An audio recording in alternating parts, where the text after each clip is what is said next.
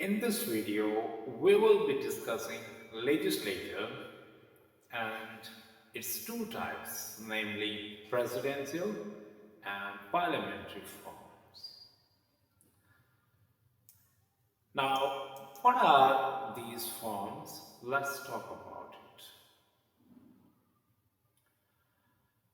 When we talk about role of legislatures, we use certain terms identical to each other.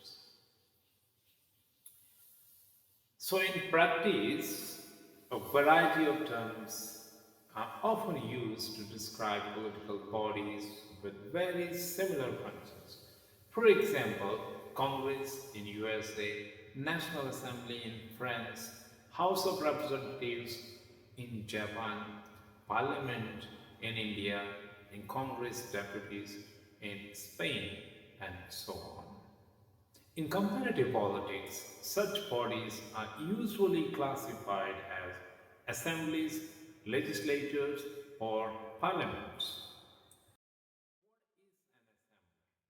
Let's talk about it a bit. An assembly, in its simplest sense, is a collection of gathering of people, as in, for example, a school assembly. As a political term, assembly has come to be associated with representation and popular government.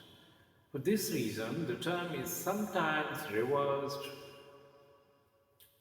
or to say it differently, the term is sometimes reserved for the local, popularly elected chamber and bicameral system, for instance in Pakistan and France, or for the single chamber in a unicameral system as we find in Egypt and Turkey.